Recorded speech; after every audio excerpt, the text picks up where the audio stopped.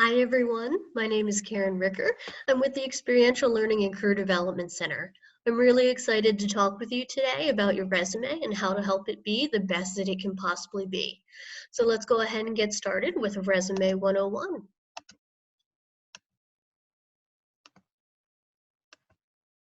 So this is designed more to help students who are starting their resume from scratch, but if you already have a resume and you want to touch it up or change some things around, this is information that could be really beneficial for you as well. To give you an overview, today we're going to talk about what to include in your resume and some things that maybe shouldn't be on there. We'll talk about how to organize your information so it makes the most sense for an employer. We'll go over how to add in details using the STAR statements. We'll discuss some formatting and styling to help it add some personality and be a good reflection of who you are. And we'll wrap up with some other final notes and words of advice. So there are some things that we always want to include on your resume, and there are some things that we should not include on your resume. Things that you want to include, absolutely every single resume should have your name, email, and phone number. That way an employer can always get in touch with you and offer you an interview. Some people choose to include their address, and that's okay, but you don't have to.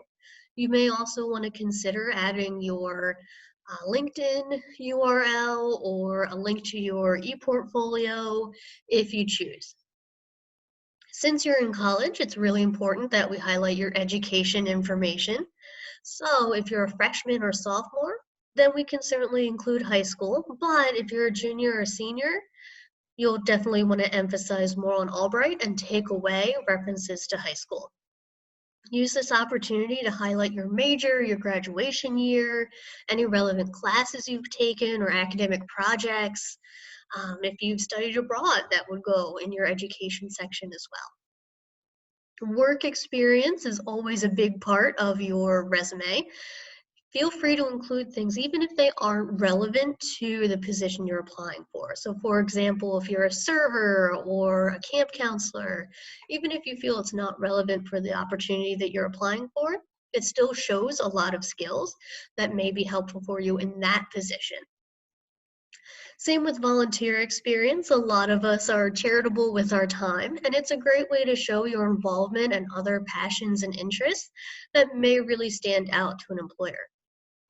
Campus involvement, again, even if it's not related to what you're applying for, can be really helpful to show employers more about your interests and who you are, shows you're well-rounded and able to manage your time. Plus, you gain a lot of skills like communication, collaborating with your peers. There's a lot of really cool things, especially in leadership opportunities, that you can gain from your campus involvement. And last but not least, we'll want to include our skills. So think about things not only like CPR and first aid, certifications like that, but also think about computer skills. What kind of software or social media platforms are you comfortable using? What other language skills do you have? Are you comfortable with a language other than English? So showing those skills may give an employer a better idea of what you have to offer. Now, just as there are some things that we should include in our resume, there are things we should not include in our resume. So information that could be personal or private, such as your social security number or your birthday or information about your parents, that can certainly come off your resume. Anything that's older or irrelevant, as you gain more experience and opportunities to add to your resume, we'll need to streamline it. We'll talk a little bit more about that later on. But for the most part, we want everything on your resume to be recent and relevant to what you're applying for. If you have a criminal background or any previous work terminations, that does not need to be noted on your resume. Same with references, and I know that surprises some people, but employers can generally expect that you have people who can go to bat for you. So don't feel compelled to leave that little note of, references available upon request. We only have a limited amount of space to work with, so give the employers the benefit of the doubt that they know you can supply them with people who can vouch for you. You also want to make sure that you are not doing any styling that doesn't match the industry that you're applying for. So say you're looking for an opportunity that may be government related or very traditional like accounting or law. You don't want a resume that has a lot of color or design in it. And last but certainly not least, and probably most important, please don't have any spelling or grammar mistakes on your resume. Always have someone double check and read over it for you to make sure you aren't missing any of those little details that can go a long way. So now we need to organize all the information. An employer is going to look at your resume for that initial glance 6 seconds at most. Okay, so we need to make the most of those 6 seconds so we can make sure we're in the pile that gets another look. So think of your 6-second rule and think about what the employer would need to see first. Okay, so generally this would include your educational experience, any relevant campus involvement or work experience, things that would really stand out to them that they need to see first. And then think about what can be, relevant for what you're applying for. Even if it's not directly, I have done this position, what are some things that were similar or used a lot of the skills that they're asking for within the job description? Remember, your resume is fluid and everything can be moved around. Okay, so maybe in some sections, we'll have relevant experience that can be moved up, or maybe we'll want to move our skills around so that they're more emphasized. It's very fluid. We can change your resume so that it matches what the employer needs to see. And again, along with that, the information on your resume may be moved around as well. So a volunteer experience that you had may be not as relevant in some opportunities, but maybe super relevant in other opportunities. So maybe we would move it from volunteer to a relevant experience section. Just an idea. And of course, some information may need to be removed in order to emphasize what's really important. So maybe you have a lot of work experience, and that's great, but maybe we need to pare out some of the things that are older or less relevant so that we can emphasize your other involvement and your other skills that you have to offer. In this case, it may be helpful for you to keep a master resume that keeps track of all of your classes, all of your work experience, all of your volunteerism, everything that you may possibly want on your resume. We keep that as a separate document, and then you can pool what's going to be helpful for each opportunity. So now we're going to use our STAR statements, and this will help us add a lot of detail to what we think is important on our resume. And these are the little bullet points that you see under each experience, under each volunteer opportunity. It gives more depth and detail about what you did. It adds a lot of context, which is great for employers.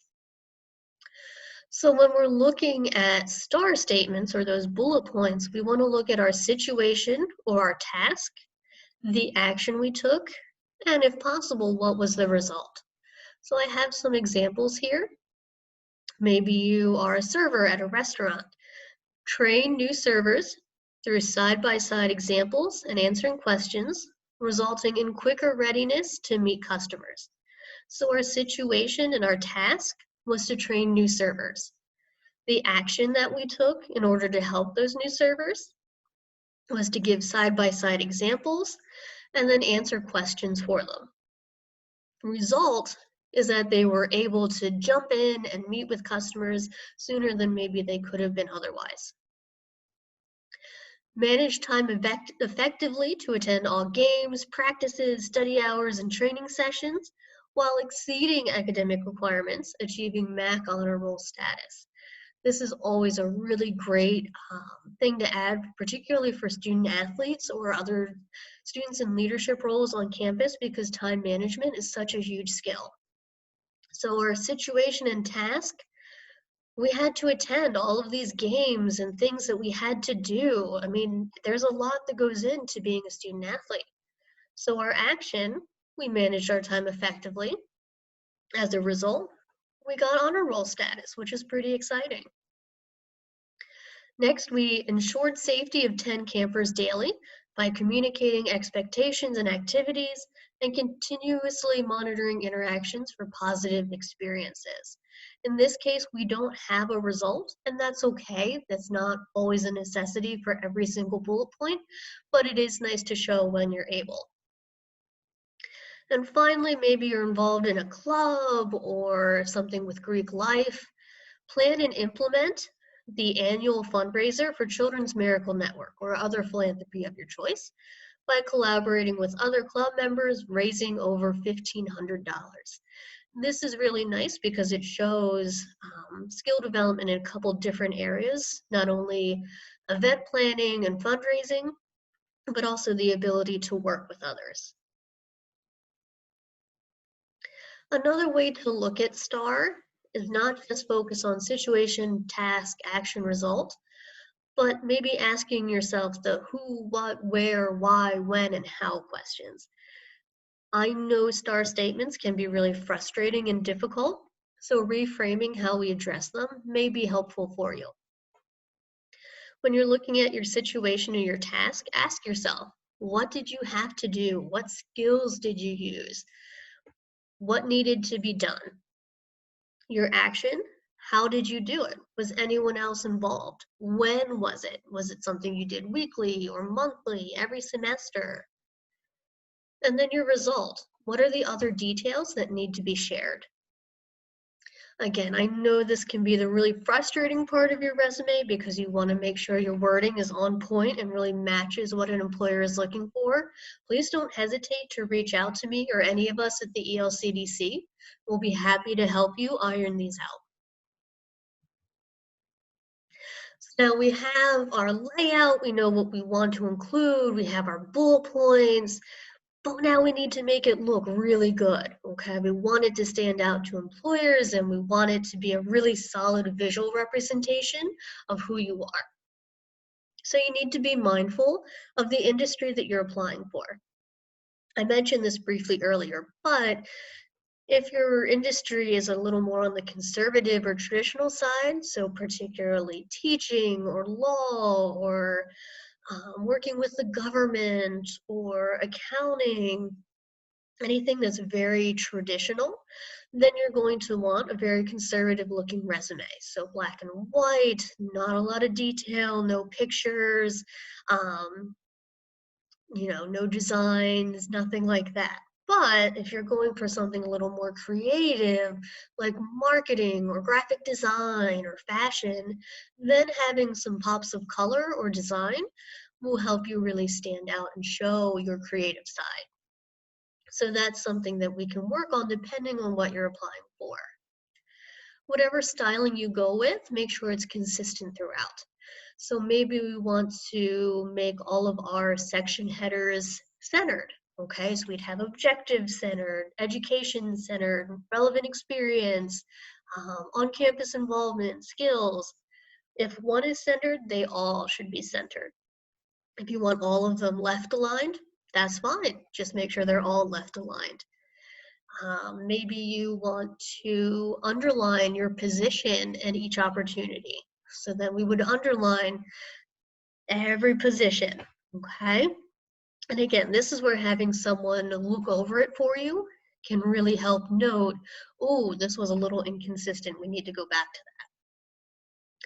Small changes can have a big impact. A lot of people use the default for Google Docs or Microsoft Word, and that's fine, but you want to make sure that you stand out, okay? If the default is Calibri with circle bullet points, maybe you want to find a different font. Use something like Tahoma or Arial or Times New Roman even, so that it's a little bit visually different. And you can look at other bullet point styles, such as a square or a diamond, just to, again, make it a little more visually stand out. We only have 6 seconds to work with, so along with that, we only have 1 page to work with. An employer is not going to take the time to look at page 2 or even 3, unless you're writing a CV, but that's a different conversation for a different day. So we have one page to work with, and we want to make the most of that page. So don't be afraid to adjust your spacing, your font sizing, your margins. We can cram a lot in one page as long as we give it the spacing it needs to be visually appealing. I mentioned before about having a master resume, and that's certainly good to do. Don't be afraid to streamline what you have. Okay, so maybe we take out bullet points that are redundant or are not relevant to what you're applying for. We can streamline things so that we really emphasize what's going to be important. And please, please, please don't use a template. I know it would be so easy to do, and I know they have some really cool looking templates out there, but keep in mind we want to stand out to employers. So if we have a template, chances are good someone else has that same template, and that kind of defeats the purpose.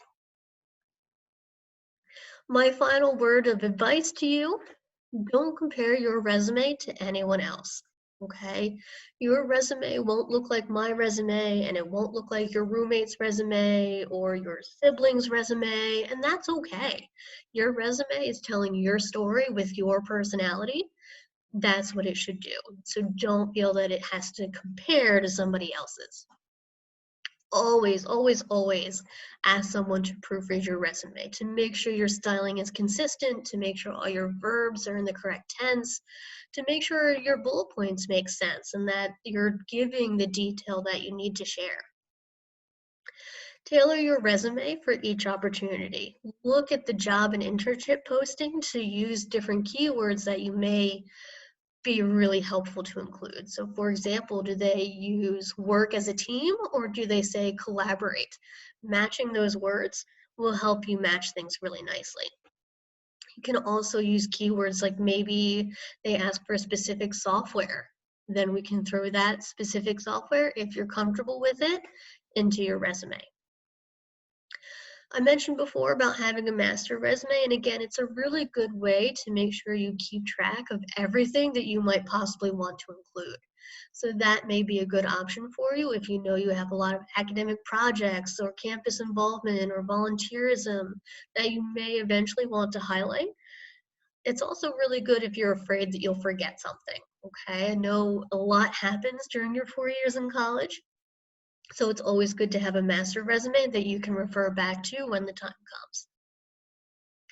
Save your resume effectively.